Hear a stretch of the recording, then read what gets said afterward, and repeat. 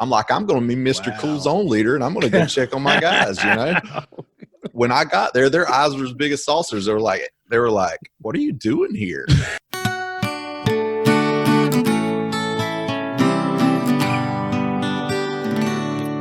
You are listening to Saints in the South.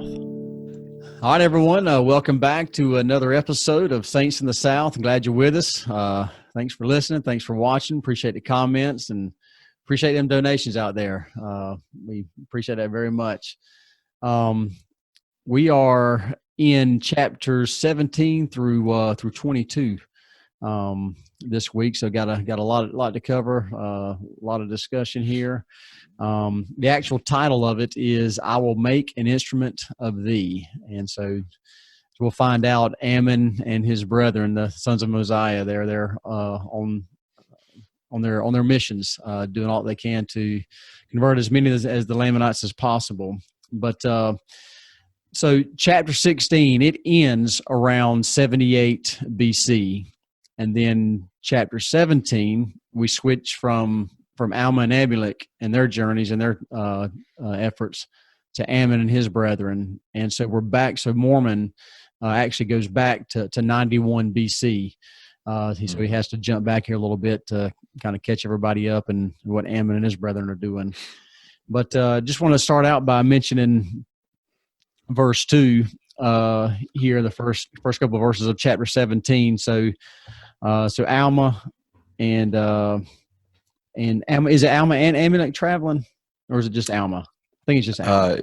Yeah, for this chapter here. Yeah. So Alma's traveling to Manta, I guess, and then Ammon and his brethren, they're on their way to Zarahemla, and then and they of course have you can imagine not seeing each other for such a 13, 14 years there, and they end up seeing each other. And in verse 2 it says, they had waxed strong in the knowledge of the truth, for they were men of a sound understanding, and they had searched the scriptures diligently, that they might know the word of God. And they and earlier in the verse there, it talks about being exceedingly happy that they had seen each other. And one of the things that I really like about this, and able to kind of reference to my life, but myself, Marcus, Stephen, and then there were several other guys that were from at the time, Douglas, Georgia State. They were all on missions at the same time. And anyway, it's really neat to be able to come back. You put in some great service there with the Lord and serving a mission. And then you come back and start living your lives and everything, and you see that you're still brethren in the Lord. So I've always liked that and stuff. I think actually Julie had mentioned that scripture several episodes ago. That's right. Yep. Yeah, exactly. This very verse, but that's true. And it's attributed to, like it said, their sound understanding. They'd search the scriptures diligently. It wasn't just something that just happened to them. You have to put work in, right. to stay, to be brethren in the Lord, to stay close to the Lord, you have to put that work in. So, but that is an overwhelming, that's a great feeling. I'm happy, and I'll tell you something that's been happening as of late, and I don't know if it has something to do because Gavin's about to leave on his mission, but I've had the most people from my mission reaching out to me on Facebook, more in the last 2 or 3 weeks than I have over the last 20. Well, I mean, obviously Facebook hasn't been around that long, but in the last 10 years, Facebook's been around or whatever. And it's just amazing to me. And I'm like, what is going on? It's like all these people are just finding me. And it's like, because it's hard, when you serve back in the late 90s to find and remember all those people and try to find them on Facebook, much less, all this. And so it's crazy. But when I find them, man, it's like my very first thought, are they still in the church? Are they still strong in the church? Is this somebody that I had a part in the process of them being converted, or all these things, and you find out they are? It's like the best feeling. You're like, oh my goodness, awesome. It's so good to hear that you're still, and then right here's Alma, that's what he's doing. He's that's like, right. Yeah. We're still strong, guys. We're holding on. That's right. Exactly. Yep. I know what it is, Marcus. I know how they're finding you. How's that? It's the podcast, Saints man. in the South. That's right. Yeah. They're like, hey, that's Marcus. We are a worldwide phenomenon. That's true.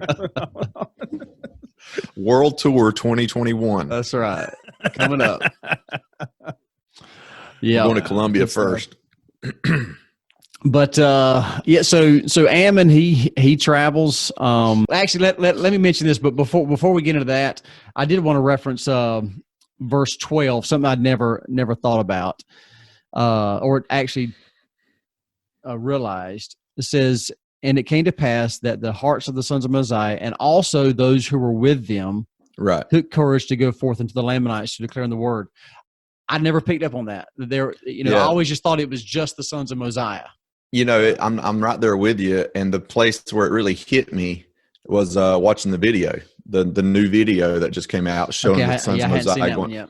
Well, it just shows a group. It wasn't just 5 guys or 4 guys there. It was like 10 guys or whatever it was. I can't remember now. 7, 8, 9 guys were standing there huddled up, having a prayer before they separated. And I was thinking, how many people were there? I was like, wait a minute. And that's when I went back and started looking like, oh yeah. I mean, it kind of, it clicked. It's like it's something I've read before, but just, you just sort of stick to those sons of Mosiah. Alma, that's right. All the references. And then though, if you really, the thing is, you really reading it though, you find out that, when you get into the chapter where Aaron and all is captured, it tells of the other ones that are preaching, the ones that aren't the sons of Mosiah that were also called his brethren and stuff. So it actually mentions a couple like Mule or something or whatever his name was. I can't remember. I guess we'll get to it in a minute. But hey, so on the video, does it show them separating and going their separate ways? So are they in companions? Like are they in pairs or some are? I think some are. Some are like Ammon didn't. Obviously it doesn't mention a companion for Ammon, but for Aaron, I think there was some. I think I would suggest everybody to see the video to make sure, but I'm pretty sure. I think it just sort of showed them leave out. It didn't really show I got you like that, but. That when I read that verse there and that jumped out, that got me thinking. Did Ammon have somebody like were they all paired off? Did they all have somebody with them? And then like a lot of times, Ammon or Mormon can only write so much, right? Right, exactly. So and that's the thing. I can mention. And if he's going after the pattern of Alma amulet, the companionship type thing, who's to say? I mean, Ammon could have had somebody with him. That I think it probably just possible. made sense. Oh yeah, it just makes sense. Really. Yeah, it would follow sense. The pattern. Yeah. Right. In the mouth of 2 or 3 witnesses. Yeah, exactly. So that could be possibly the way that it was. It just doesn't mention anybody with Ammon in particular, but with Aaron, it does mention some of the other brethren. So yeah. And I know we've mentioned the last couple of episodes a lot about fasting and the power of fasting, prayer and stuff. And these first few verses here, it mentions that a lot. That they fasted and they prayed and really poured out their spirit upon or asked for the spirit to be poured out upon them. As they would go forth on these journeys and everything, and as they strive to be instruments in the hands of Heavenly Father there. Right. One other thing here, I thought in verse 18 it says, now Ammon being the chief among them, or rather he did administer unto them, and he departed from them after having blessed them according to their several stations. It just made me think of being like a mission president or a state president, setting them apart and everything, laying his hands upon them and blessing them and so forth. So right.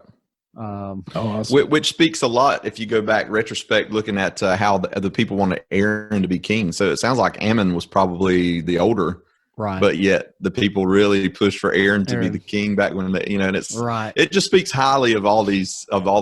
Any of them would have been great kings. Which brings me to I mean these guys. I mean they forsook a worldly kingdom for the kingdom of God. I mean if you think about it, they could have been kings. They could have had power and dominion, and yet they knew that kingdom is temporary, and we're looking for a much larger kingdom. Not to say that to be a king is a bad thing, but because they could have done a lot of good that way also. But they knew it's that good, better, best type thing. They saw a better opportunity, and it was actually a lot harder opportunity. Think about forsaking something so great for something so hard to do. I mean, that's what they did, man. They could have been a king and could have lived pretty well off without much conflict, much things going on, maybe possibly, but then instead they say, let's go to the worst people in the world and let's teach them the gospel. Yeah. I mean, really, so that they know, it's like, that's pretty heavy, man. That's like us hauling off. I can't remember who made the comparison or where I heard it, but it's like us heading off to teach ISIS or something. Like, I'm going to head out to the ISIS camp and we're going to convert them. And it's like, wow, you're crazy. I mean, that's exactly what I was just thinking. Yeah. When you go back to verse 14, it talks about, they were a murderous people, a ferocious people, delighted in murdering the Nephites. So that's definitely, that was a huge step of faith they took right there. They had some courage because, they were going, this wasn't your normal mission call. This wasn't, you're going to serve in the, Nashville, Tennessee mission. This is Afghanistan. What's that island? What's that island with the people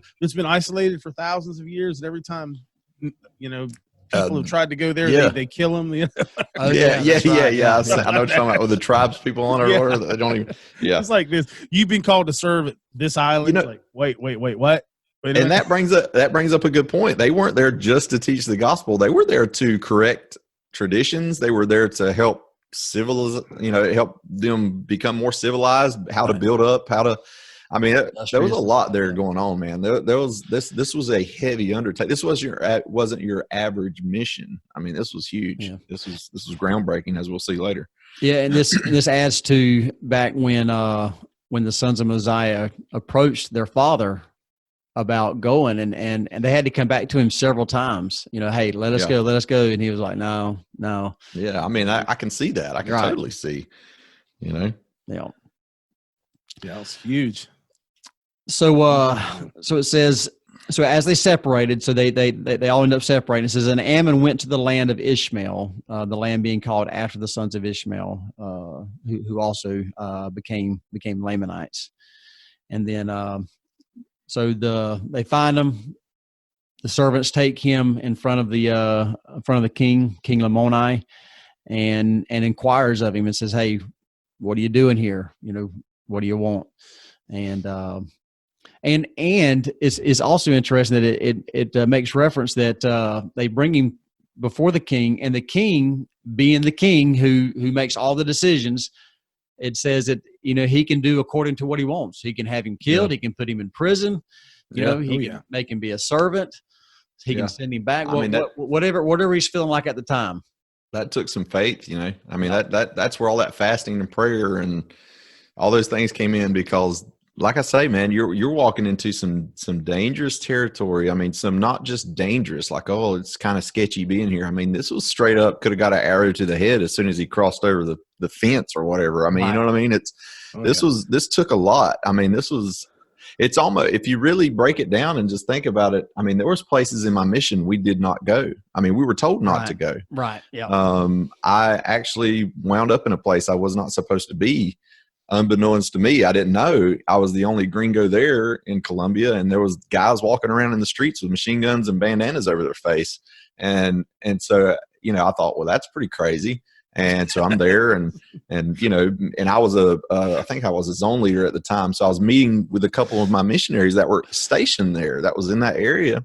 And ironically, the place was called La Paz, which means peace. But anyway, so there were some guys walking around, and during this time, there's a civil war going on in Colombia. There's these, guerrilla war fighters and all kind of stuff. And so I did not know that was a red zone. And I said, well, nobody's went out to see these two missionaries. They've been out there forever, way out. And so we took a little truck all the way out there on the back of a truck with some other farm workers. That's awesome. I'm like, I'm going to be Mr. Cool Zone leader, and I'm going to go check on my guys, When I got there, their eyes were as big as saucers. They were like, what are you doing here? And I'm just like, man, I just come to visit, see how the work's going. They just couldn't believe it. And anyway, long story. Yeah, exactly. It's like, long story short, that next week I have my, interview with the mission president. And he said, well, how's everything going in the zone? I said, great. I said, I actually had a chance to go out to La Paz and see a couple of my guys out there, and check on them. He goes, he stopped and he got serious. And he goes, Elder Corbett, he says, tell me you did not go out there. And I went, yeah. I said, I'm like, what's going on? He said, that's a red zone. He said that is no Americans, like nothing supposed to be there. You know what I'm saying? And all I can do is attest to that, the fact that, I never went out there again, but also the fact that, you were immediately transferred. No, but I can tell you this: I never went back out there again, and I can promise you that the Lord will take care of the ignorant. You know what I'm saying? I mean, and that's exactly what He had to do. Because, and I'm serious. I mean, there was guys like they were eyeballing me up and down, which was no big deal because everybody thought we were drug enforcement agents or something. Right? You know what I mean? And so. So anyway, that was just an interesting thing. So there's places we did not go then, which was, I didn't really have a bad experience there, but retrospect, looking back, could have been bad, could have been kidnapped or something. But and so now, looking at this guy's going in knowing it's a red zone. You know what I'm saying? Right. So it just kind of blows my mind. It's like, wow, this guy's heading in there, man. And it says in here what they took with them, and it says in verse 7, and this they did that they might have food for themselves. Let me see. Oh, they took with them spears, bows, arrows, and slings, but it was so that they could get food. That's the only reason why they had it. They didn't go in there for warfare. You know what I'm saying? So these guys aren't going in like completely like, oh, well, if I get attacked, I can take them out. I mean, they just are relying on the Lord. I mean, you know what I mean? Yeah, 100%. Completely. So, and we see how committed Ammon is, because Ammon says, I desire to dwell among this people for a time, yea, and perhaps even until the day I die. Yeah. I mean, Ammon's committed. Oh yeah, he's ready. I mean, you got to be there for a long haul. Yeah. Yeah. He's in it to win it. That's right. I mean, this is the definition of striving here. I mean, this is like 100%. Everything. Let's do this. I mean, here we go. And so. Yeah, and so this was the beginning of many astonishings that King Lamoni would have, because he's kind of taken back, and he's that pleases him, and he says, "Okay, you gonna be here till the day you die. Oh, here's a wife for you." Yeah, and he's like, "No, that's okay. I'm not interested in that right now." That part is very interesting to me, and we've always laughed about it. Because, every time I think about it, I'm like, really? I mean, like, and Ammon just sort of shuts him down. It's like, you're in the red zone, man. I mean, let's think about this. I mean, you just turn down. I mean, this was like when a king says to do something. I mean, if you look at the video, when I say video, I'm talking about the new Book of Mormon video. The way that it's portrayed when he says, here's a daughter. I want you to take a daughter to wife. If you're going to stay here, take one of my daughters. I got the feeling, in the sense, now this is Marcus talk here. This isn't like, I feel like this is the way it was, but this is kind of how it seemed to me. The way that it was portrayed in the video was more like, I wonder if King Lamoni did this just to see how serious Ammon was about staying. You know what I'm saying? Like, if he would have said, okay, I'll take a wife, then King Lamoni would have been like, wow, he's in it to win it.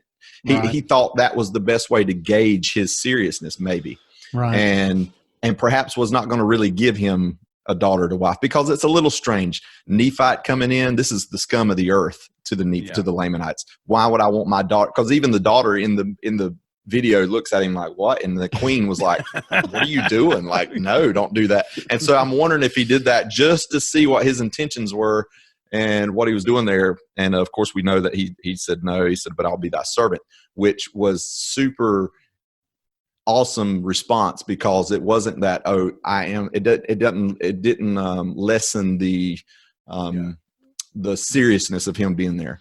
It wasn't like, I just want to hang out with y'all. I'll be your servant. Like, whoa, that's even lower. Like, you're not even going to wed one of my daughters. You're going to go lower and still be, And so I thought that was very interesting. It really put a new perspective to me in my mind as I was looking at it. I was like, I wonder if that was something King Lamoni did just to see how serious Ammon is at this point. What's his real intention for being here? Is he a scout? Is the Nephites coming? What's going on? So I just thought it was interesting. Well, yeah, that's a interesting observation. Yeah, I like it could have been, because his response definitely didn't diminish his level of commitment at all. Exactly. As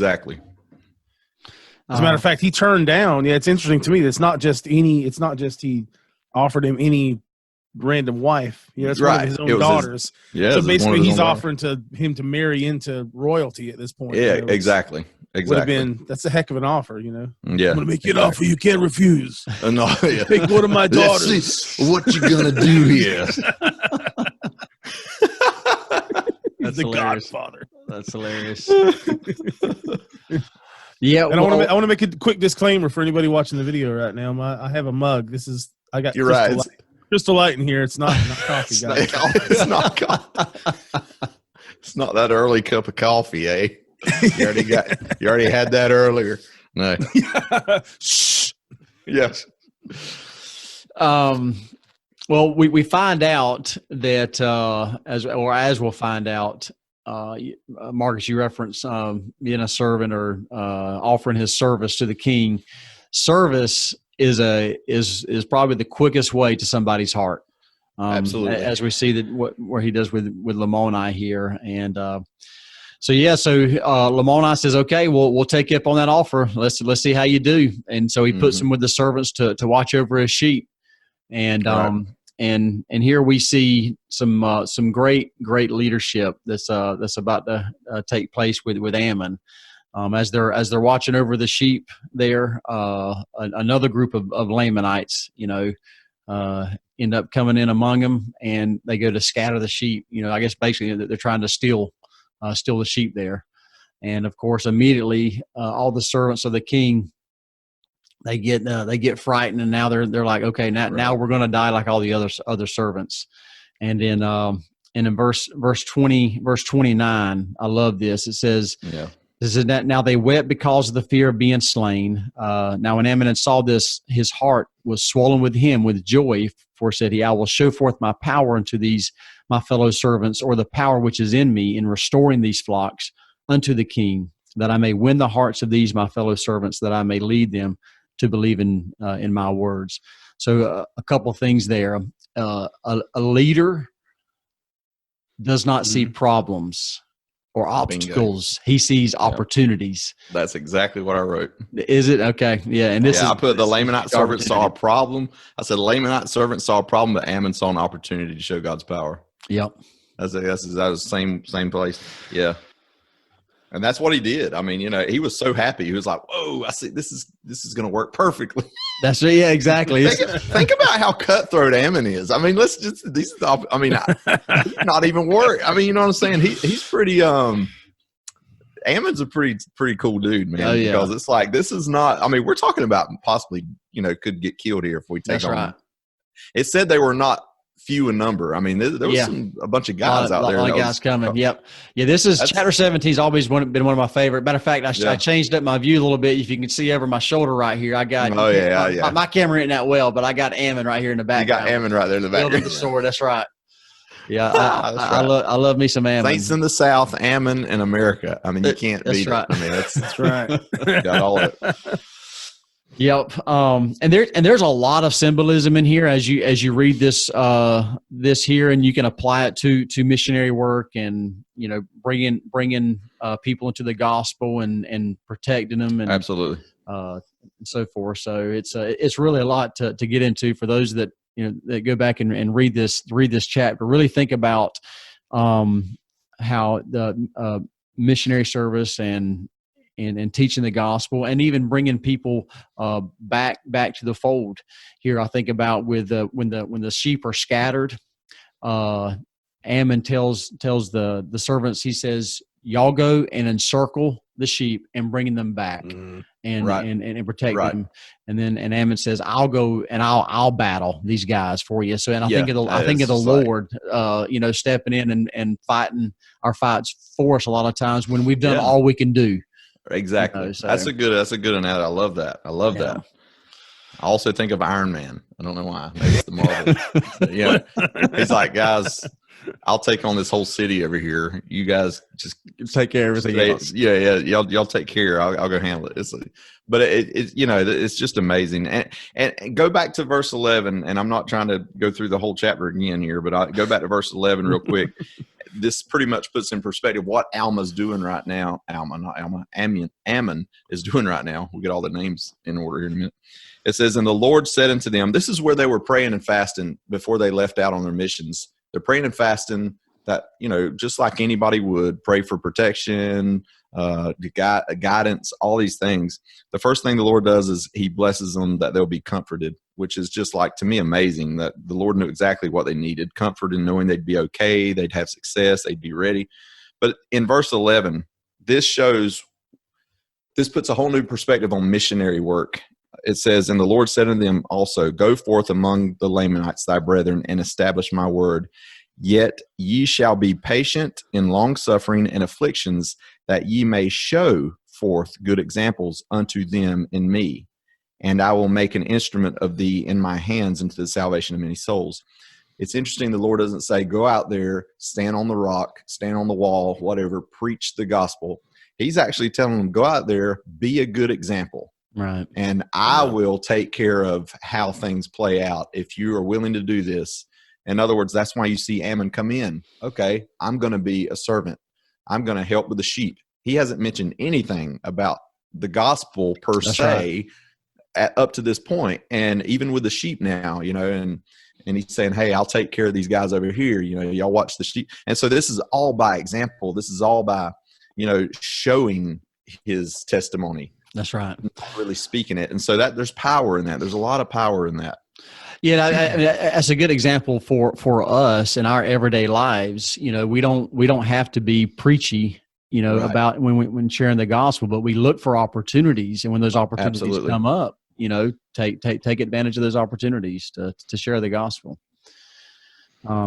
So here they are. He's fixing to take on all these guys, man, and it says they were in number, not a few. Yeah. I mean, that means, hey, there's not just three guys there. You know what I'm saying? It's like, think about how quick this guy is with his sling. Okay. So it's not a slingshot, right? He's got the old Henry, swing it around over your head. He's got the old Henry repeating sling, I think. Henry repeating sling. But they come running in, man, and he lays out 6 of them. Dude, I'm telling you. I mean, just straight off the bat. I mean, talk about a marksman. Dude, this guy's nailing it. I mean, hey, this dude has to go out for food and stuff. This dude knows how to nail a rabbit or whatever they eat out there, a pheasant, whatever it is. He was the national sling team champion in his I mean, seriously. I mean, who knows? I mean, it could be true. It says, yea, with mighty power he did sling stones amongst them, and thus he slew a certain number. And talking about being 6 of them, it's crazy. Yeah. One thing that impresses. Well, they couldn't hit him with their stones. They're trying to hit him with it, and they couldn't hit him. So that's frustrating. That's right. Oh yeah, but one thing that impresses me about all this, though, when I was actually listening to it, is the faith. Stories like this, anytime stories of amazing faith like this really stand out, because he was confident in his abilities. Obviously he wasn't naive to the ways of the sling and the sword, right? But that was a huge step of faith for him, to just confidently step out and tell these other people, okay, y'all just gather up the sheep. Y'all surround them. I've got this. Right. I've got it handled. Don't worry about it. And that's huge. I can't imagine, I always try to imagine myself in those situations. I said, man, I could never do that. I couldn't imagine being like, y'all, okay, you guys, Marcus, Jackson, y'all just go, y'all handle the shit. Right. I got these guys. Yeah. I got these guys. I got these guys. I'll handle it. Yeah. Yeah. That's true. That's testament to his faith. He knew the Lord was with him. He wasn't, even if he's confident in his abilities, this isn't a situation anyone could go into, because, like you said, their stones weren't hitting him. Right. So obviously he knew that the Lord was with him, and this wasn't, there wasn't any question in his mind. Yeah, that's right. Now they're coming after him with clubs, right? They're coming after him with clubs because they can't hit him with the stones. They can't hit him with the stone. That's right. Yeah, exactly. They come after him, and every man that raises his sword against him gets that arm swiped off. Swiped off, man. Dude, I mean, just reading this and all the modern technology and all the things that we've been through throughout the centuries since this ever happened, this is still fascinating. I mean, we know somebody can go in with a 50 caliber machine gun and take out 400 people. I mean, but what I'm getting to is this is pretty intense. This is fascinating. I mean, these guys could have easily just with their masses coming in and just took him down. He didn't have a gun. They had to get pretty close. Right. And yet he's just laying them out. And I love the part where it says in verse 37, and he caused them to flee by the strength of his arm. I want to clarify that that's what they perceived that Ammon, had the strength of Ammon, but in reality, Ammon knew it was the strength of God. You know what I mean? Yeah. Mm-hmm. Good point. And so that's something, it wasn't by his arm strength. If the Lord allowed it, he would have been killed right there. But, but Ammon, I mean, he had to do his part too. I don't want to take anything away from Ammon. Ammon did have to go in and show up and be willing and worthy. And he was there, but the Lord strengthened him and gave him that power, obviously. And Ammon knew that. And then in verse 39, he returned and they watered their flocks and returned them to the pasture of the king. It's like, you know what I'm saying? It's like back to work, no time for gloating. That's right. You know what I'm saying? It's like you ain't gonna go sit back and talk about them old. Just another day, guys. Just another day. You know what I'm saying? Another day at the office. I mean, that's the guy. You're going to be talking about that for years. I mean, you know what I mean? It's like, this was amazing. And I'm sure these other servants were sitting there going, what is going on? I mean, like literally. They have to be. They have to, for sure. All they did was stand there with the sheep, and they were probably looking at it going, is this real? Is this real right now? This is, and literally, whatever stories that were concocted and made up, from Greek mythology all the way to whatever. I mean, obviously we're in another part of the world here, so I don't know what they would have had access to that kind of stuff. But this was some major stuff that was, this sparked the imagination. Some Greek goddess stuff going on right here. I mean, this was like, wow, this guy, no wonder they talked about he's the Great Spirit or whatever. I mean, that would have been amazing, Well, also what's pretty cool, Kenny mentioned faith of Ammon standing among them and telling the servants to go watch over the sheep. They immediately believed his words. They didn't say, "What, dude? What are you talking about? You ain't gonna be able to, fight them guys off." It says they moved with swiftness. Immediately went and rounded the sheep and stuff. So this guy's a leader, man. This guy is a leader and trustworthy and I don't know. It's great. I mean, obviously no wonder. I mean, he would have been a great king. Ammon would have been a great king. Oh, absolutely. So. Yeah. So right. That's another. Jackson. I didn't even realize that aspect of it. That's amazing. That's some people just have those leadership qualities that they instill confidence in others. And right. Yeah, he had to have had that because I didn't, I never even really thought about how significant that was that they didn't even question it. Yeah, right. They didn't. And all the other servants just took off. They didn't even hesitate. They just took off. They're like, he's like, y'all go. And they said, okay. They're like, hey, well, cool. You obviously have this under control. Yeah, that's right. Yeah, exactly. Yeah, so they're quite impressed. They gather all the arms up and they go and take them to the king to tell him to have evidence. They got literal evidence here to show the king. Yeah, this is the power of testimony and evidence that coming up right here. I mean, this was several servants that saw this. It wasn't just one. Right. Here's the arms. Here's the, I mean, there's no denying what happened. And even King Lamoni sitting there going, what is going, who is this guy? Yeah. Who did we invite? And why didn't he marry my daughter? But I have to offer him again. Yeah. It's like, hold up, Yeah. So as a matter of fact, he's like, as a matter of fact, where is Ammon? They're asking where he is. And it's, said he was over there still. He's actually moved on to the next chore, right? He's over there preparing the chariots and the horses. Yeah. Something else that the king told him to do, and he's already getting it done. You know what I mean? Mm-hmm. And so the king's just sitting there like, are you serious? Like, you can almost get the sense that maybe a lot of the king's servants weren't that great because he's thinking, wow, he's doing everything I asked. That's right. Yeah. I think about my own kids. It's like they'll get done about 50% of what I asked them to do. You know what I'm saying? It's like, right. But here's this one kid. He's getting everything done. Where's he at? That guy's awesome. I like the fact that honestly, King Lamoni was prepared.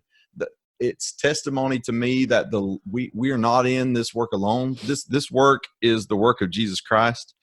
missionary work is the work of Jesus Christ. We are here to, I've heard it, and I wish I knew where it said this, but it's akin to us being like children that help their mother in the kitchen, like small children.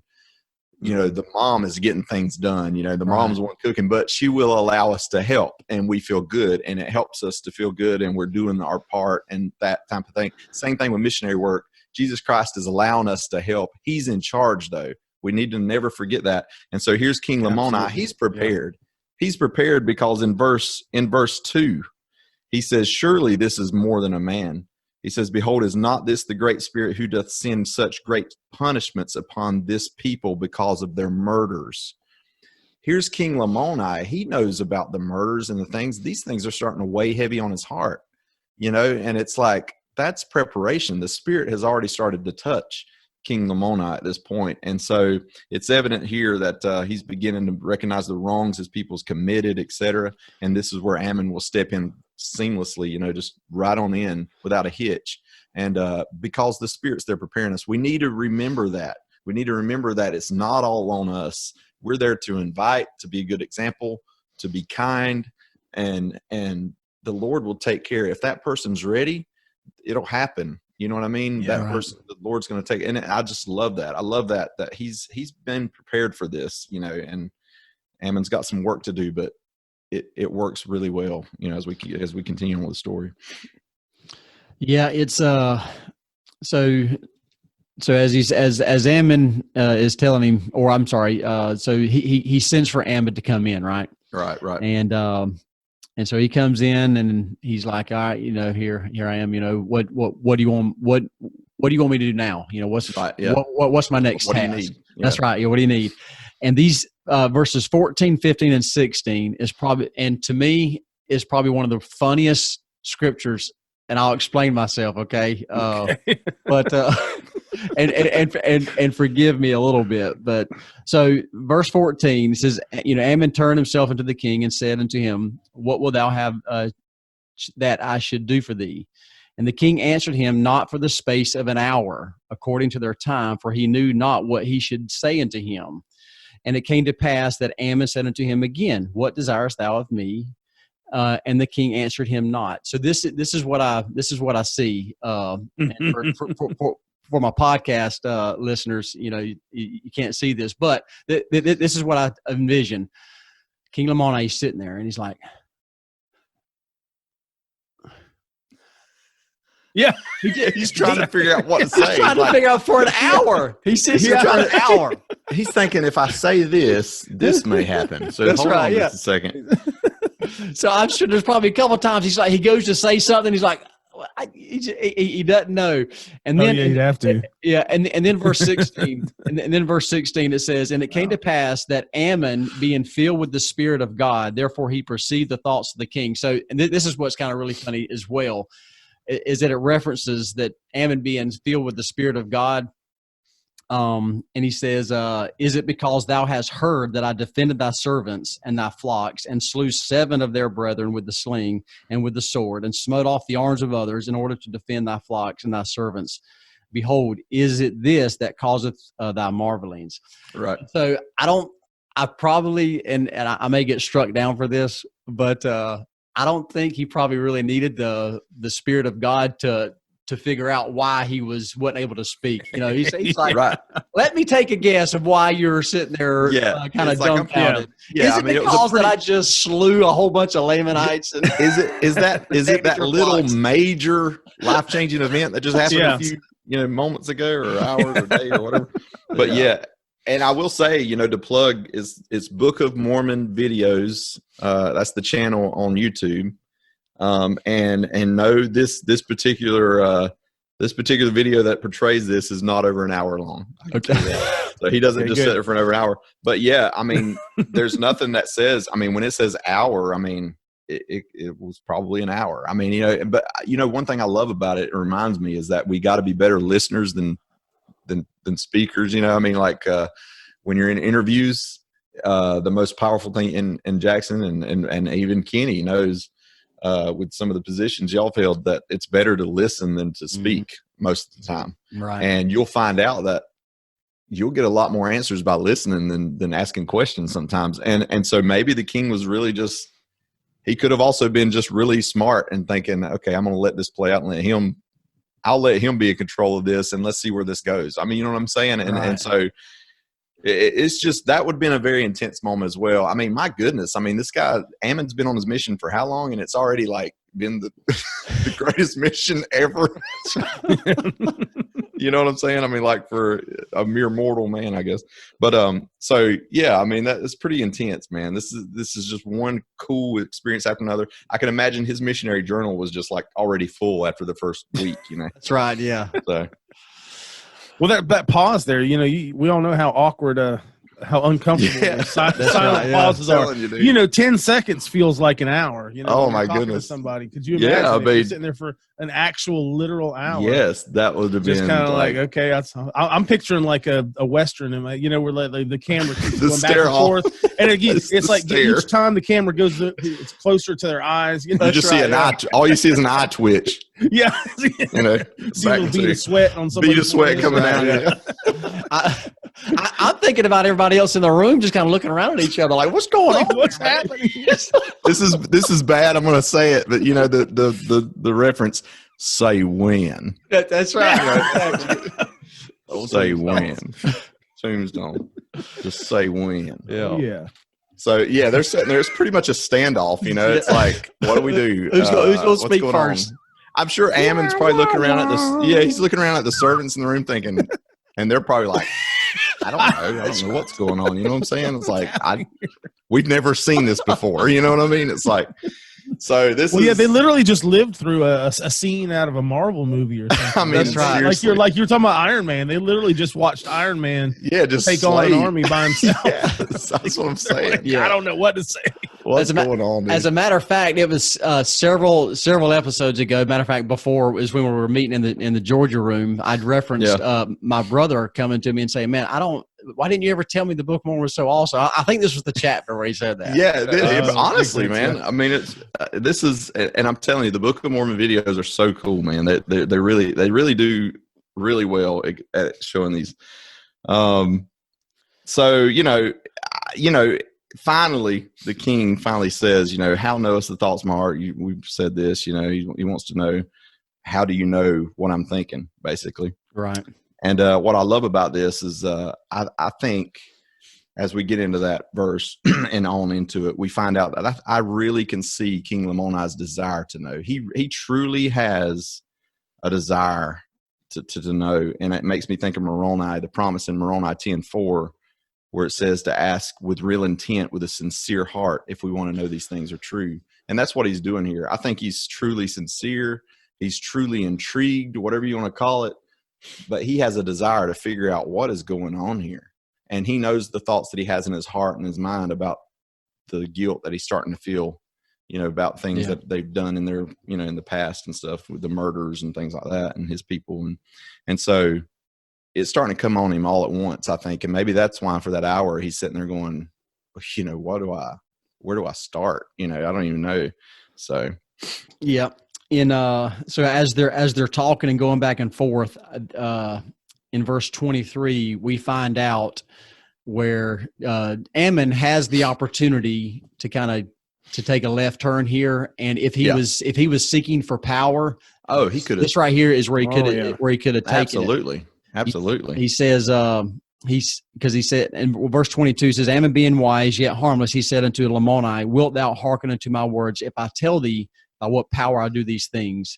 And this is the thing that I desire of thee. And the king answered and said, yea, I will believe all thy words. And thus he was caught with guile. He was going to believe anything and everything Ammon was going to say at that point. Exactly. And that's the thing, man. I mean, I guarantee you Satan's in the mix all the time, man. And I guarantee he was in Ammon's head going, hey, you could take this place over. This is it right here. Even with a righteous, you know, twist to it, like if you do become the king here, you can have that power to then force the other people around you to listen to your words. You know, that kind of thing, which is that old standard, you know, Satan type stuff. I love verse 22, man, where he was saying that, you know, this is what I desire. All I desire is that you listen to my words, You know what I mean? And so this is missionary 101. This is like how to be a great missionary 101. This is Ammon. He doesn't say, hey, I need you to follow me down to the waters of Seba so I can dunk you and baptize you, and get another number, or whatever. Right. He understands the gift of agency. He wants the king to listen and understand, make his own decision. I mean, that's how it works. That's the only way it'll work. And this is Ammon. I mean, this is Ammon. Like I say, this is Ammon being a perfect missionary example. I mean, really, this is a very unprecedented situation. This is not something that happens to everybody. This is a very, very cool experience that happened for Ammon. It may not always happen for us this way. As a matter of fact, I would say it probably won't. So, but Ammon is really showing how great it is to be, how to be a great missionary at this point. And back in something I thought was really interesting that I actually saw in a Book of Mormon Central, back in verse 10, when it talks about chariots, that's something that I know some people have criticized the Book of Mormon for talking about chariots. Right. And so, Marcus, I'm sure you saw this too, but it's interesting. Chariots aren't mentioned very often in the Book of Mormon, but they are. And, supposedly there's no evidence of chariots in Mesoamerica. Right. However, there were, like, this could be referring for, well, number one, it's interesting that I didn't know that there have been archaeological findings of little toys that are like chariots, little like a platform with wheels on it with little figurines standing on them. So apparently the people understood the concept of how a chariot would work, and so they may have existed in some way. But also the word chariot more than likely was referring to something different, not something with wheels that was pulled by a horse, but the old thing that where the king sits on it, and it's lifted by four servants. By the people. And that was, so that was more than likely, historically what they were talking about here. So that's kind of interesting to just a little bit of imagery, cool. while you're reading it, to think about that. Right. It's probably not what we would think of as a chariot. When in verse 10, when King Lamoni was talking about gathering his chariots, it was probably something more like that, where he sat on a seat and had four servants pick him up and carry him in that way. Right. That's a cool reference. Yeah. Yeah. Yeah, I think a lot of those things, a lot of people get hung up on those little details, and they think, well, that means none of this is true. If it's, there's no horses around, or, Ammon's making ready the horses and the chariots, and it's like, well, there was no horses here. I mean, who can definitively say there was no horses here back then? I wasn't here. I don't know. I mean, just because we haven't found that stuff. I mean, how many people is actually really going out looking for horse bones? I mean, I don't know. I mean, what's the percentage? What's the ratio to, I mean, if you know what I mean? So it's like, I'm not super concerned whether or not a horse was here, or what they called a horse, or what, whatever you want, what was interpreted as a horse, or whatever.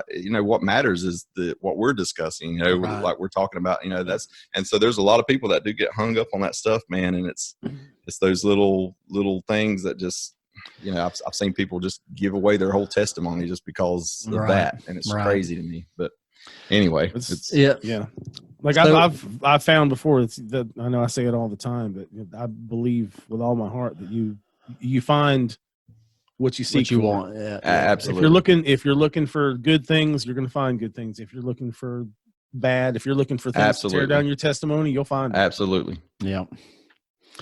So Ammon, he begins to teach him about the Great Spirit and who the Great Spirit is, and how he's God, and he begins teaching about the even the plan of redemption, or the plan of salvation, and then in verse there at the end of the chapter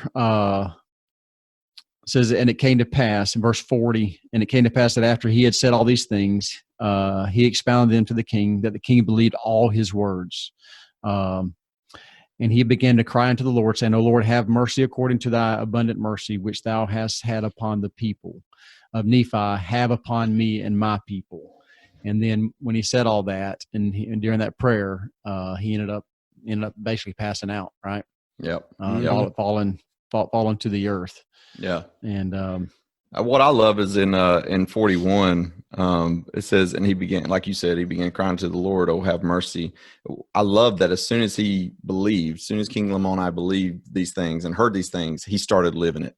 like he starts repenting right away. Right. I mean, it wasn't like, okay, let me think about it a couple weeks and I'll get back with you. You know, it's like, no, I mean, this has hit me. I mean, I'm ready. And this is something, this is an astonishing example. And I think it was Ezra Taft Benson I have here. He's saying this is, he says, even though these are real and powerful, they are exception more than the rule. For every Paul, you know, every Enos, every King Lamoni, there's hundreds of thousands of people who find the process of repentance much more subtle and much more imperceptible. They live quiet lives of goodness, service, and commitment. They are like the Lamanites, who the Lord said were baptized with fire and with the Holy Ghost, and they knew it not. So this is an exception to, you know, how this is going on. These things are happening because they need to happen. There's a lot of things going on with the Lord's people that need to be protected so that they're not corrupted, and the Lord has to get some stuff taken care of quickly. So things like this can happen, and so that's what's going on here. This is an exception. You know, this is sort of a big deal. This is a over the top way that this happened. You know what I mean? I mean, it was powerful and awesome, but this is not something we should expect when we go out and preach to our neighbor that they're going to fall to the earth and be converted and get up teaching everybody the perfect gospel, you know, everything about it. But I love the fact that he says, do you believe in the Great Spirit? He says, yes. He says, this is God. Now we know that God is not a spirit, but the reason he says this is so that he can relate to Lamoni about what God is like and what he is. It's not that he's a spirit. He's not agreeing with the Lamoni that he's a spirit, because he's not. His body of flesh and bone is what we believe, that God has a body of flesh and bone.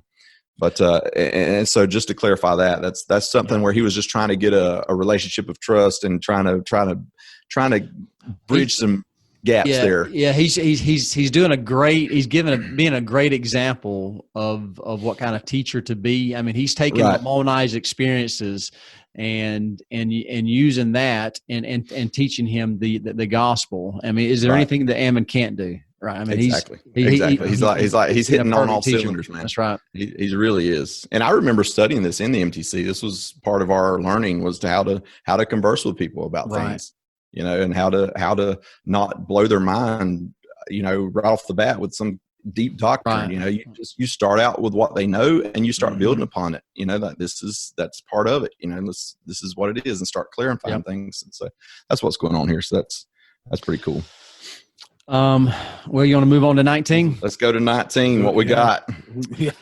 So he's fallen to the earth, and he lays there for 2 days and 2 nights. King Lamoni does, and the first couple of verses that kind of jump out to me in verses 9 and 10 says, and Ammon talking to King Lamoni's wife. It says, and Ammon said unto her, believest thou this? And she said unto him, I have no witness save thy word and the word of our servants. Nevertheless, I believe that it shall be according as thou hast said.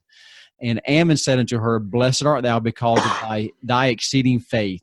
I say unto thee, woman, there has not been such great faith among all the people of the Nephites. And I think of the gifts of the Spirit. You know, and some of the gifts of the Spirit is the gift to believe, the gift of faith, and everything. And it's an interesting reference there that he says that because you remember she's from Lamanite heritage, right? And so she's entrenched in the Lamanite traditions, their way of thinking and the beliefs and everything. But she says, I believe, I have faith in whatever it is you say that will take place. Because people are telling her that her husband stinks, right? He's dead. You know, he's starting to kind of rot away or what have you. You know, do you see the similarities? I've noticed the similarities between this and the in the New Testament when Jesus Christ raises Lazarus from the dead. There's some similarities here. You know, with the fact that basically there's obviously I acknowledge there's major differences between the two examples. You know, one is Jesus Christ, and you know, obviously that's a lot different. But each account had the purpose of manifesting the power of God through His holy servants, and that's what Ammon was doing here. He was so happy. You know, that Jesus waited 4 days to raise Lazarus. He knew about it before, but he waited. And here's Ammon. He knew what was going on when King Lamoni hit the floor. He'd been, he had seen it with Alma the Younger and some others, that, he knows what's going on. He knows he's not dead. But yet he waits, and he doesn't say, and he doesn't go right away and pick him up and, and tell everybody, hold on, he's not dead. He's this, he lets it play out.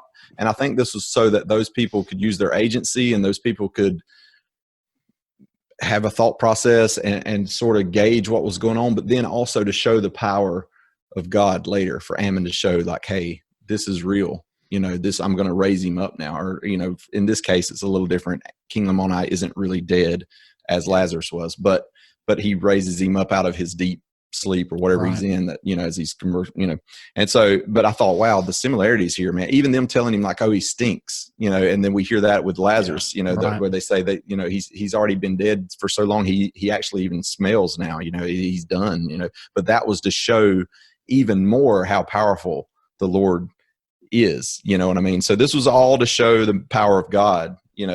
This is why he waited to raise Lamoni up, however many, what it was, I don't even remember how long it was, but it was a while later, 2 days, I think 2 days, 2 nights or something. Yeah, 2 days and 2 nights. So that's, it's just very interesting to see the similarities and to see that and cross-reference that with the New Testament, which is what we do with the Book of Mormon. It's not all just, this is what we do. This is what we, go back to. As a matter of fact, the footnotes in the Book of Mormon lead you to a lot of the things in the New Testament and the Bible. So, but I just thought it was very interesting to see those comparisons there.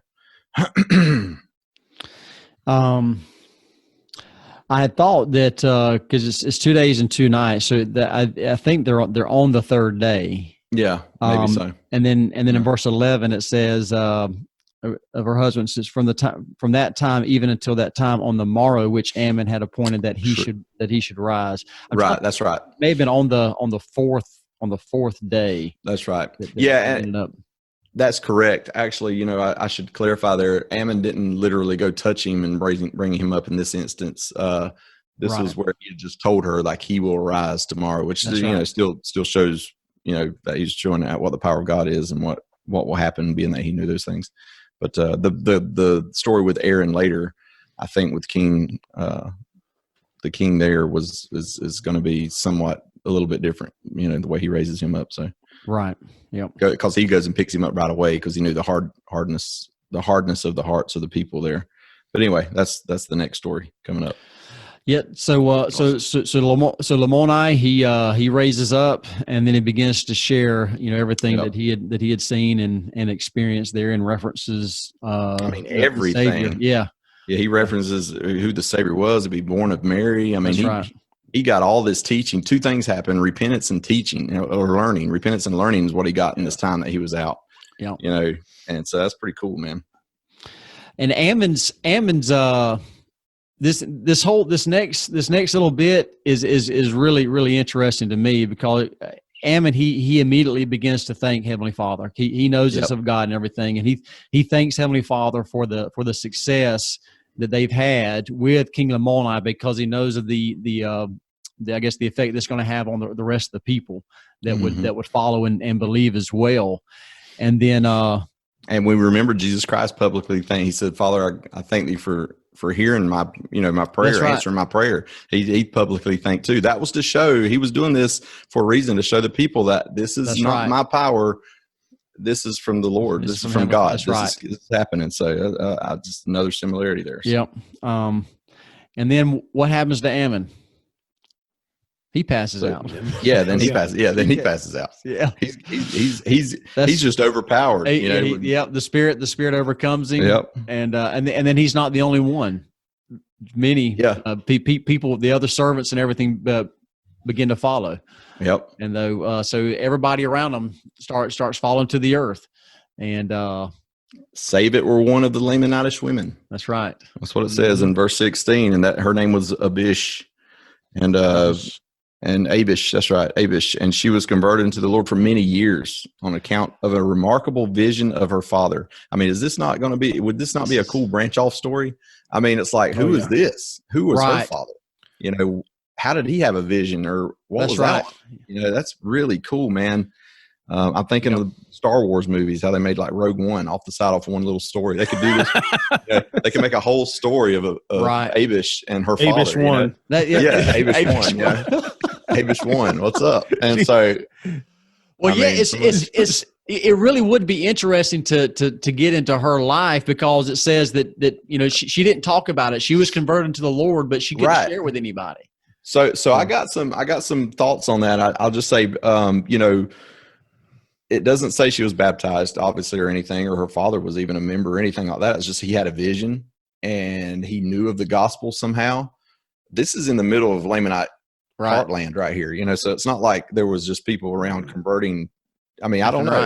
I don't know, So the reason I'm thinking, is like, why? It's like probably because there was no authority in the land to perform the ordinance. That's probably why they weren't baptized. But also it begs the question, who was her father? Why was nothing said beforehand? Perhaps he was told not to proselyte because once again, he didn't have the proper authority to do it. And maybe he was told to only prepare his own family for a future moment. And maybe this is that moment, so we don't know exactly what's going on here, but that man had a vision, and apparently it was a proper vision, and it was about Jesus Christ and about the gospel. And yet nothing was said for who knows how many years, but there's a reason behind it, Right. I don't know who he was, but I wouldn't think he would have had the authority to go out and preach. You do need that authority. I mean, we've talked about it over and over again here with Ammon, Alma, Amulek, all these people. They have to have the proper authority to go out and preach. Mm-hmm. And not saying you can't share the gospel, but you see what I'm saying? It just weren't the right time for that. He probably would have been killed right away. Let's be honest. If he's out in the middle of the Lamanite territory, he would have been just slaughtered probably if he started speaking. And so very interesting. That, like I say, that's a whole thing, there a whole movie that could be made about that. So. Well, it's interesting though, that just the fact that Abish was mentioned by name. There's very few women mentioned by name in the Book of Mormon. Right? Yeah, absolutely. And it's interesting that it really doesn't go on much about her. Just it's this brief verse here, but it does specifically mention her by name. Yep. So there's something really significant there that there's more that we don't know about. So they come in and everybody's laid out. That's right. She gets all the people to come see. Let's be honest, this is a crime scene. I mean, it looks bad. It looks real bad. I mean, it's so I can understand some of the people getting upset. You know what I'm saying? Be like, hey, what's going on? This is our king. This is our queen. What's up? Everybody's out, and there's a knee fight laying in the middle of the floor too. What's going on here? Was it a knife fight? Did he? What's going on? And so. Playing the game of Clue, what they're doing. Yeah, I mean, so you had, really, it's like who killed who and where, what's going on, and so I mean, it probably looked pretty bad, and of course, those that have been affected by Ammon's attack, that blamed Ammon for blamed Ammon for slaying the king and stuff. I'm wondering if they was some of the guys there that didn't have any arms. I don't know how long this has been since if they've had time to there's heal. A brother. Hey, the scripture references a brother. Yeah, does it? Yeah, one of the guys that got attacked. One of the guys. Or the guy got killed. His brother was killed by Ammon. Yeah, and so he might have been armed. That's right. this one guy. So yeah, I thought it was pretty interesting. Of course, they're going to say verse 20, verse 22 of 19. It says, "Now one of them, that's right, brother, had been slain with the sword of Ammon, being exceedingly angry with Ammon, drew his sword and went forth that he might let it fall upon Ammon to slay him." And what a cheap shot, man! Yeah. Oh yeah. Well, that's the only way he can get him. He finally sees his opportunity. Yeah. And by the way, number 7 for Ammon. If we're keeping a death count here. That's another one that's died because I'm trying to. Verse 23 was kind of like the experience that Marcus had traveling down in Columbia, where his life was miraculously spared. Verse 23 says, "Now we see that Ammon could not be slain, for the Lord had said unto Mosiah his father, I will spare him, and it shall be unto him according to thy faith." Right. And then and he's so the guy that drew the sword on Ammon, what happens to him? He's straight dead. That's right. That's right. Yep. So they, Marcus probably doesn't realize it, but as he was in the back of that pickup truck traveling through what place was it called? La Paz. La Paz. There were probably people falling left and right as they went to go. I guarantee it. just old ignorant missionary heading out, doing what I thought was right. You know, what I'm saying? I thought I was doing a great thing. You know, and it's like, you're crazy. He's like, the Lord's like, okay, I got to protect this numbnut here. He's like, look, God bless him. He's trying. That's pretty much what it was. It was like, God bless him. We'll help him out. Yeah. So. Wow. But yeah, that's so we're going down basically in verse 24. It's a great evangelical experience that's going on. Absolutely. I mean, people have gathered. People are everywhere. feeling the Spirit. They're falling back. Hey, I'll tell y'all a quick experience that I had, and this is with all due respect to all Christian faiths, but an experience I had on my mission. We were driving down the road, and we come up to a red light, and a lady, she's telling us to roll down our window. So we roll it down. She says, "Hey, we'd love for y'all to have y'all at our church this evening and stuff." And then we said, "Well, okay, yeah, we'll come, but if you'll come visit us as well." And they said, "Yeah, we'll do it." And they said, "Okay, we'll be there." So we go there, and the preacher is up there talking and giving a sermon and everything, and then he invites people to come up there to accept Christ into their life. Right. And people start going up, and this is my one and only experience of actually being involved in seeing this.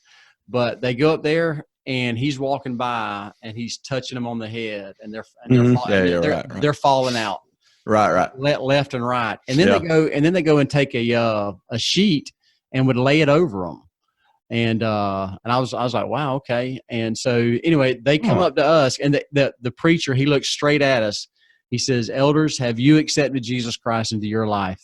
And I said, "Absolutely, we have. Jesus Christ is our Lord and Savior." And of course, we didn't go up to the front or anything, but that was that was an interesting experience. Oh yeah, I mean that's pretty neat, man. I mean, it's just weird. Yeah, so I'm not doubting that but I mean, obviously we see here in the Book of Mormon, people can be overcome by the Spirit. You know, they can be. So. Ava, she ends up raising the king or the king's wife. Queen. Yeah.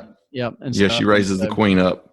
Which again is another example of faith. You know, she's seeing what there ends up being a big contention. You know, there's people believing, and there's also this group that's like, okay, these guys are the devil. You know, this is this is something that's come upon them, and they start arguing back and forth, and it starts escalating.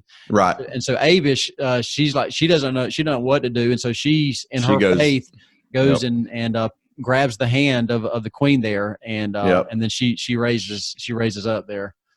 And then of course they get up and they start preaching. I mean, the queen does, that's right, the King Lamoni, everybody, and it becomes, there's a lot of people. In verse 35 it says, there were many that did believe in their words, and as many as did believe were baptized and became a righteous people, and they did establish a church among them. Perhaps even some of those that scattered the flocks of Ammon were converted, is what I'm thinking. Right. Obviously not the guy that tried to kill Ammon. He's dead. Right. But anyway, but some of the other ones could have been there around. So that's right. Yep. And in verse the last verse there, it says the church began to be established. Well, hold on, it doesn't say it there. I thought it said that the church began to be established. The work of the Lord did commence among the Lamanites, and the Spirit was poured out upon them. And it says all people who repent and believe on His name. Basically the gospel's for everybody. Right. Come one, come all. I mean, it doesn't matter your past and this and that. It's the gospel's for all of us, and that's what the atonement's for. That's right. Yep. Verse 35 says it does reference a church being organized. Church established among them. Yep, that's right. All right. So chapter 20. So now Ammon says to King Lamoni, he says, "Hey, they're best friends now." That's right. Yeah, BFF. It's so crazy. Yeah. I mean, really. I mean, it's like, there's a bond there that'll never be broken. That's right. Yep. That's right. So he's got he tells King Lamoni, he says, "Hey, my brethren, they're in prison in Middoni, And so we need to go there. And he's like, how do you know this? And he's, again, it's the Spirit of the Lord. The Spirit of the Lord is one that's told me. Stuff. Yep. So. The thing is the King Lamoni, the place they were headed was to go see, was going to the land of Nephi so that he would speak to his father. King Lamoni wanted Ammon to speak to his father. And so the Ammon was like, I can't, like you're saying, he finds out that his brethren, Aaron, also Mule and Amma, I think his name, Amma, are in prison. So these are some of those other guys that were with the sons of Mosiah. They're all in prison in Middoni. And so here he is, of course, my thought is that, I think of Lehi after he partakes of the fruit of the tree in his vision. He immediately wanted all of his family to partake. So that's King Lamoni is thinking that right now. He feels that I want to go out to my extended family. I want to go to my dad. I want to go to my mom. I want to go to my brothers or whoever. And so that's why he's like, hey, let's go visit my family. Let's do this. Let's talk. But he finds out there's something else going on. And of course, Lamoni wants to know, how do you know, how is this happen? How do you know to go there? Yep. So they get on the road, they start traveling, and then they end up coming across his father. And his father's coming to see him because he didn't show up at the feast that was referenced earlier, a few chapters earlier. Right. And he's like, matter of fact, why are you with this Nephite? And why did you not show up? And so they start talking there, and verses 14 through 6. This is a huge decision and shows a lot of courage on Lamoni's part because his father's challenging him here, and he says you're gonna get rid of this Nephite here. And says, now the father of Lamoni commanded him that he should slay Ammon with the sword, and he also commanded him that he should not go to the land of Middoni, but that he should return with him to the land of Ishmael. And then, but Lamoni said unto him, I will not slay him, neither will I return to the land of Ishmael, but I will go to the land of Middoni, that I may release the brethren of Ammon. Right. So that's some courage right there. Huge courage. I mean, that's because that's not only your dad, that's your king. I mean, that's King Lamoni's king. I mean, so in other words, that's a command that he's been given. That's don't do it, you die. I mean, you know what I mean? And so that's took some real courage, but he's had a great teacher to show him what courage is, with Ammon right there beside him. Exactly I love the fact that Lamoni was like, Ammon was telling Lamoni, like, you go on ahead to the land of Nephi, visit your dad. I got to go get my brethren. But Lamoni's like, I'm with you. I'm going with you. Yeah, that's right. And so it's so interesting to see that think about this, we see what's going to happen here with Lamoni's father. And Ammon and him and all the thing that's about to happen. But what would have happened if Lamoni had not went with Ammon? And the Ammon just met up with Lamoni's father. I mean, he could have been killed, or I don't know who. I'm sure the king wasn't by himself. I'm sure. That's what I'm saying. Yeah. And so for him to see that Lamoni was doing was a big help, was a big deal to help. So they were helping each other is what I'm getting to. Right. The Lord answers prayers more times than not through other people. He gives us help. He gives us answers to prayers. It's usually through another person that he allows those answers to happen. And that's what's happening here. I just thought it wasn't a coincidence. I'll just put it that way. Yeah, exactly. The Lord is in the details of all things. That's right. And so it's all working out, man. It's like you're going to free your breath. And now you got the king of the kings and the head king, King Lamoni's father.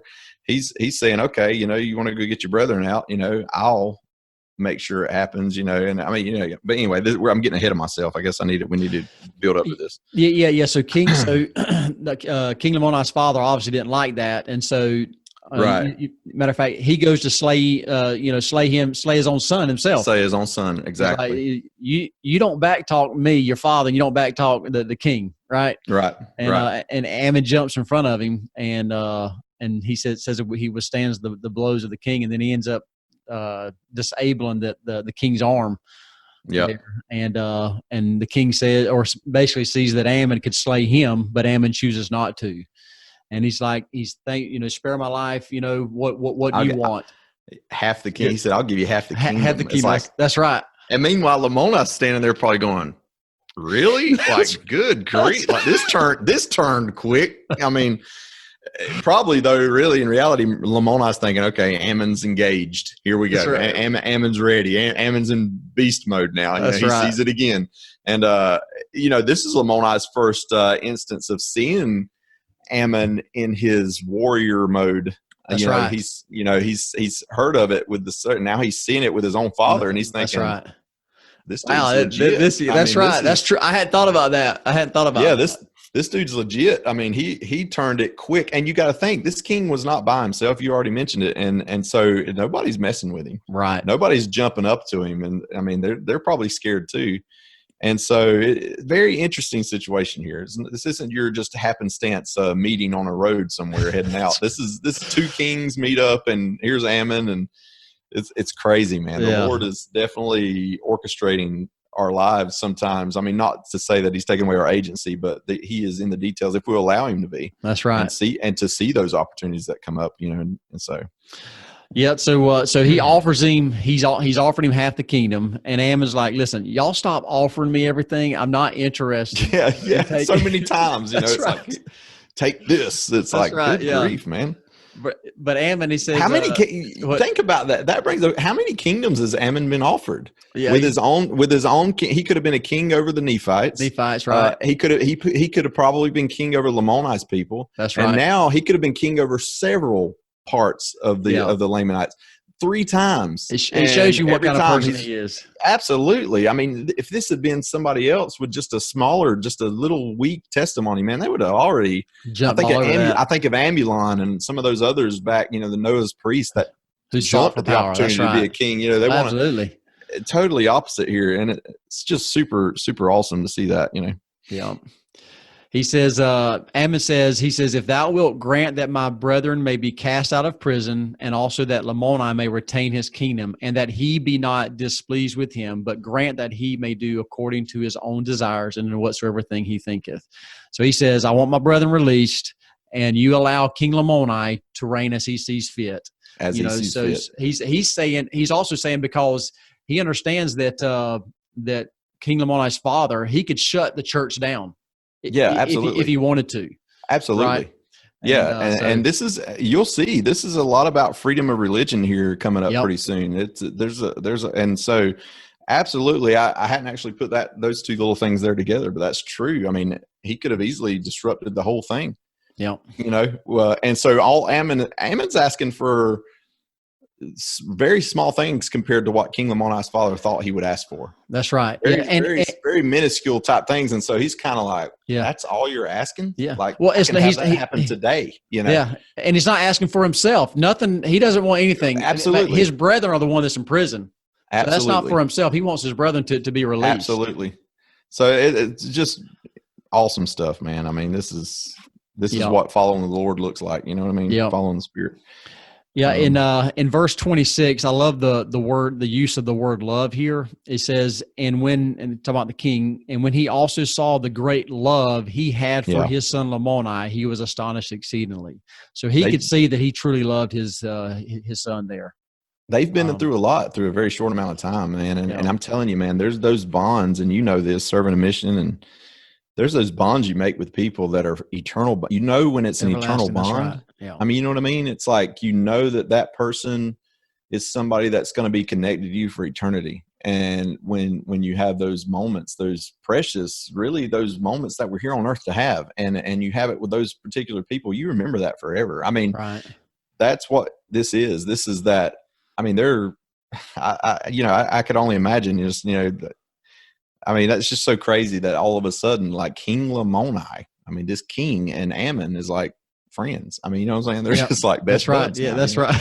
Very cool, man. In such a short period of time, they've been through a lot that's the power of the Spirit. That's the power of the Lord. It's crazy. Yeah, and according to the time reference, all this is kind of taking place over a year's period, about a year or so. It looks like. So they head towards Middoni there, and they find out that their brethren, Ammon or Aaron, and some of his brethren, Mule and some of the other ones, they've had a hard time. The beginning of their mission's been pretty rough. That's right. They've went into a bunch of people honestly, I believe, if I'm not mistaken, aren't these some of the people in Middoni? Aren't these people that are like, these were former Nephites and stuff? Some of them that became sort of under Lamanite rule, that left the church and started up their own, whatever you want to call it, groups. And that's right. And so they're a little bit harder, a lot more stiff-necked and stuff like that, as they say.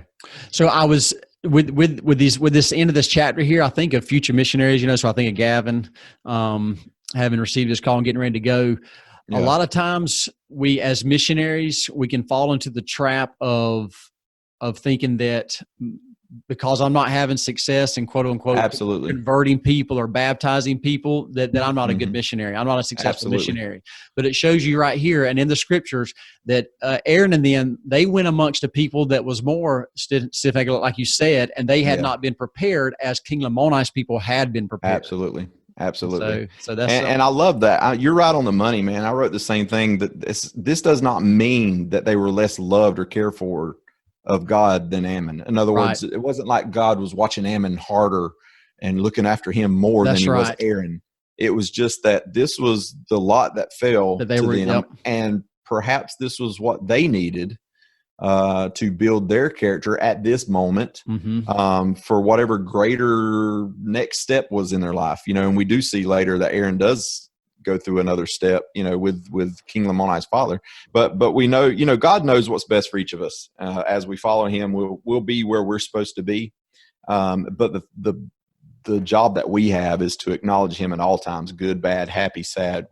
That's what falls in our hands, is that, are we going to acknowledge the Lord even when it seems like he's not there?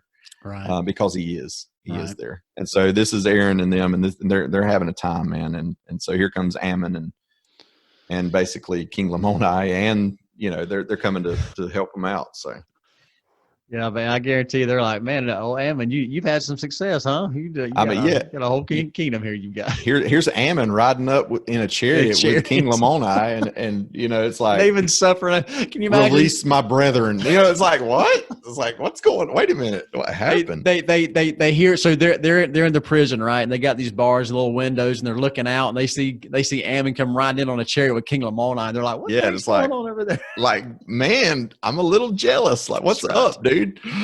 Like, these guys have no clothes on, man. They've been stripped naked. Dude, I'm telling you, man, they've been suffering. They've been suffering, man. And these people were after the order of Nehors, and so these were people that were going to be way harder. These were people that's going to know a little bit about the gospel, but they've twisted it, and it's been twisted, and they've been led so far astray. So they're going to be even harder to convert because they're not as humble. And so, man, Nehor had done some damage, man.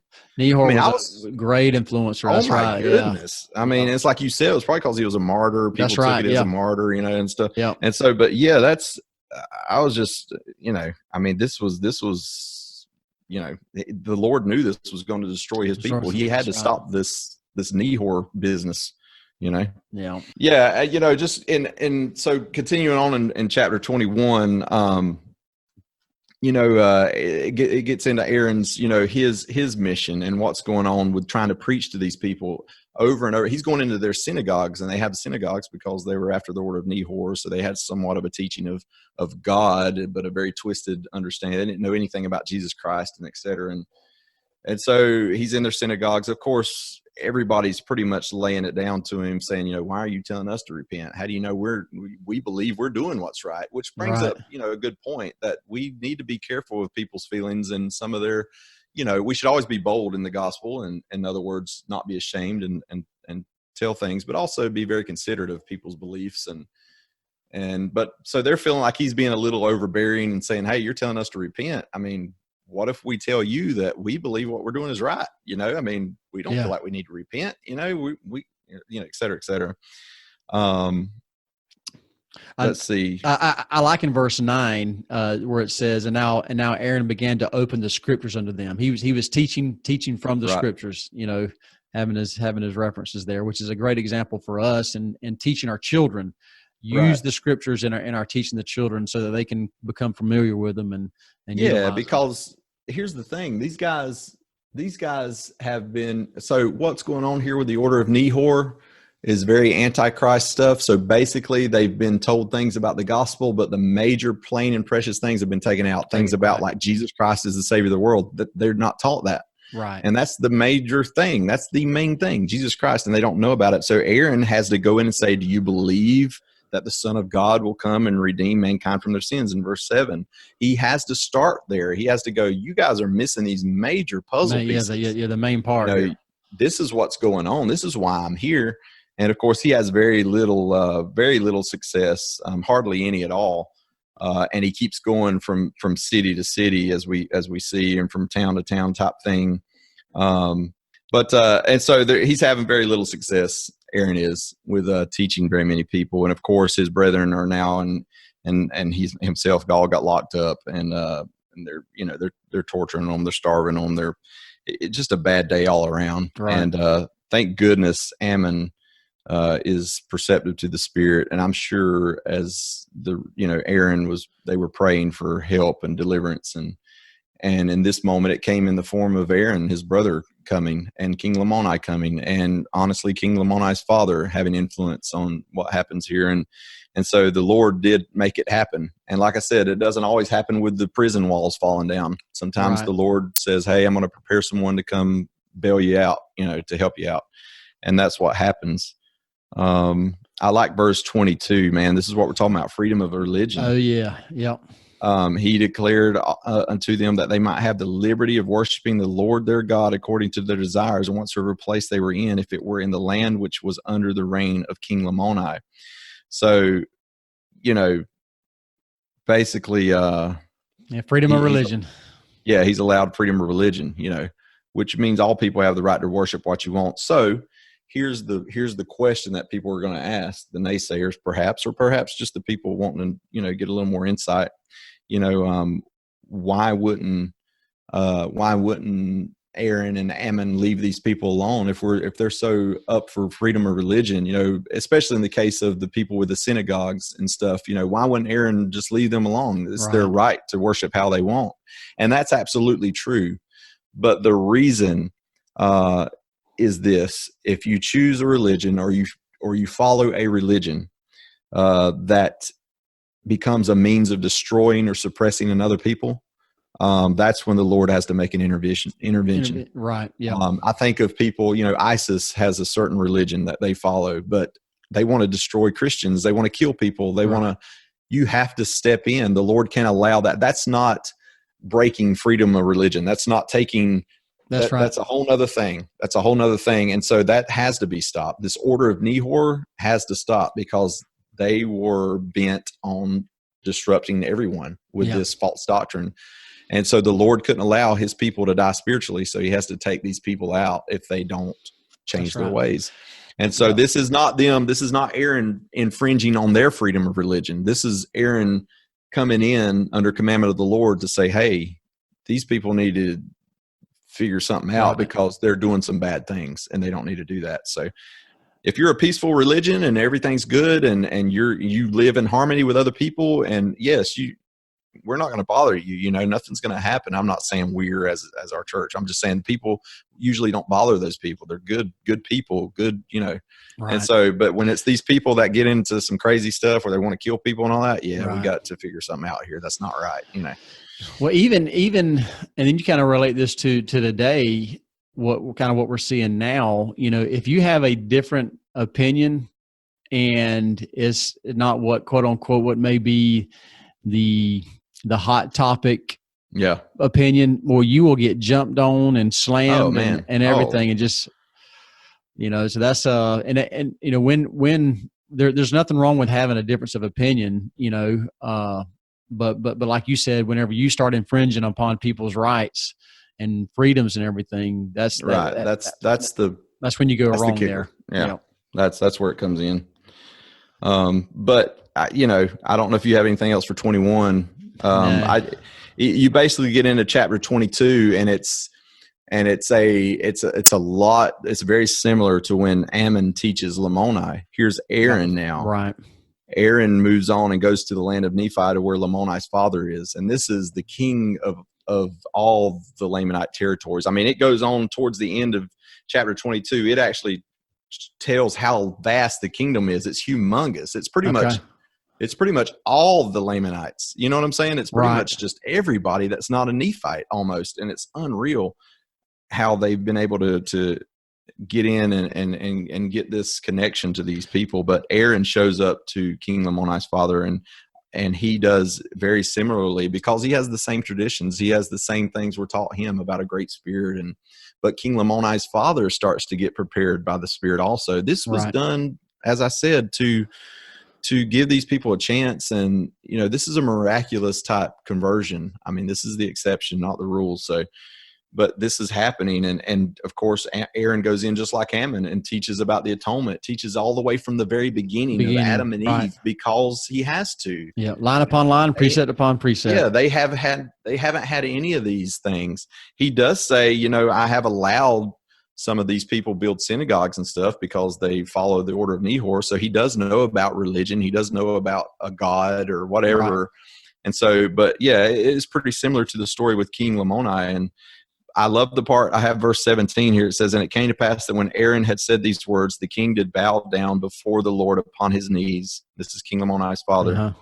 Yea, even he did prostrate himself upon the earth and cried mightily, saying, O God, Aaron has told me that there is a God. And if there is a God, and if thou art God, will thou make thyself known unto me, and I will give away all my sins to know thee, and that I may be raised from the dead and be saved at the last day. His desire is 150 million% right now. I mean, this goes back to that Moroni promise in chapter 10. Yep. If we have sincere desires, we truly want to know, it's real intent, man, this is where the Spirit can do its work. You know what I mean? Right. We can't do anything without sufficient desire. I'm talking about anything, not just gospel related. Right. Working out. I know you love to work out. I'm not as big on working out. I am going to try to do that today. That's one of my goals. I'm going to try to get that done. But nice. My desire isn't as great as your desire, which is why you're getting it done. Doesn't mean I can't have that desire. It just means I got to work at it. Right. And so, and if we're willing to work at it and get that desire, we'll be able to do all kinds of things. But so, and the very last thing I got is Aaron saw the determination in verse 22. It says, now when Aaron saw the determination of the queen, he also, knowing the hardness of the hearts of the people, he feared that a multitude would assemble. So he goes straight forward and go ahead and raises up the king. He grabs him by the hand, Aaron does. Right. In other words, he don't wait 3 days. That's right, yeah. He already knows, hey, I'm in an area that's a little bit hotter. Right. And if we hold out here, we're going to probably just get attacked. And so he's like, let me just walk right on over and get him up. That's a good thought, yeah. And so there's purpose in Aaron seeing firsthand the hardness of the people. Perhaps that was the reason he was in prison. Perhaps that was the reason he suffered for a while before he was able to do what Ammon did. Yeah. Because he could have waited 3 days and they could have all been slaughtered. I mean, I don't know. So there's purpose in everything. The Lord leads us along these paths, man, and we just got to trust in him and know that he's doing the best for us. That's right. So, evidently. All these chapters, man, are super, super great. There's a lot of stuff. Yeah, I tell you, it's when we get to talking about these chapters and everything, and there's so much in there. We want to try and keep it, under an hour or so forth. But sometimes you just can't do it. It's super hard, man. Well, it's fun to talk about. It's fun to sit here and go back and forth and everything. So I love it. Well, all righty. Well, hope all of you have enjoyed this episode, and it's a little extended, but you can listen to it in parts if you need to. That's right. Hope you enjoy in your studies of the Book of Mormon. Hope you're growing from it, and keep it up. So until next time, y'all keep on striving.